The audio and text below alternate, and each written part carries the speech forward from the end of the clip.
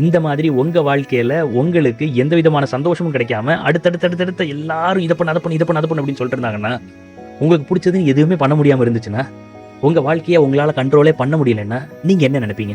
உங்க மண்டக்குள்ள என்ன சொல்லுவீங்க? எனக்கு இதை விட நல்லது நடந்திருக்கணும், ஏன் எனக்கு இப்படி நடக்குது, எனக்கு மட்டும் ஏன் இப்படி நடக்குது? வேற என்ன சொல்லுவோம்? இது நியாயமே இல்லை, இல்லைன்னா இன்னொருத்தரை கம்பேர் பண்ணிப்பார், அவன்லாம் இப்படி இருக்கான், நான் இப்படி இருக்கிறேன் இப்படின்னு புலம்புவோம். கரெக்டா? அம்மாவுக்கும் நமக்கும் இதுதான் வித்தியாசம். அம்மா புலம்பல, அம்மா கவலைப்படல, அம்மா கம்ப்ளைண்ட் பண்ணல. அம்மா என்ன பண்ணாங்க தெரியுமா? கிருஷ்ணா, எனக்கு இன்னும் கொஞ்சம் வேலை கொடு அப்படின்னு அம்மா கேட்டாங்க. யோசிச்சு பாருங்க. எனக்கு கொஞ்சம் வேலையை குறை அப்படின்னு கேட்கல, இன்னும் கொஞ்சம் வேலையை கொடு, எனக்கு இன்னும் ரொம்ப வேலை கொடு அப்படின்னு கேட்டிருக்கிறாங்க. பைத்தியக்காரத்தனமா இருக்குல்ல? டக்குன்னு இதை கேட்டா நமக்கு லாஜிக்கே புரியாது. என்ன வேலை இருக்குது, சரி இந்த வேலையை சிரிச்சுட்டு பார்ப்போம்னு சொன்னா கூட பரவாயில்ல, இன்னும் கொஞ்சம் வேலை கொடுன்னு யாருப்பா கேட்பா? அப்படிதான் உங்களுக்கு தோணுது உடனே. ஆனா இங்கதான் செகண்ட் ஹேக் இருக்கு, ரொம்ப கஷ்டமானது.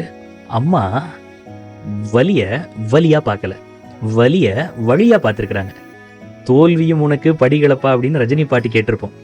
ஆனா நம்ம வாழ்க்கையில ஒரு வலி வரும்போது, நமக்கு பிடிக்காத விஷயம் ஒன்று நடக்கும்போது, ஏன் வீட்டில் உப்புமா வந்தாலே நமக்கெல்லாம் ஃபுல் டே மூட் அவுட் ஆயிரும்.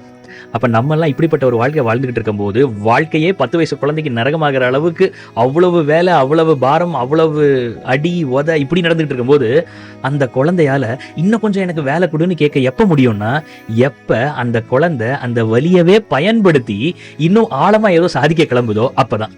நம்ம வலியில இருந்து தப்பிக்க நினைக்கிறோம், அம்மா இந்த வலியையும் பயன்படுத்தி இருக்கிறாங்க.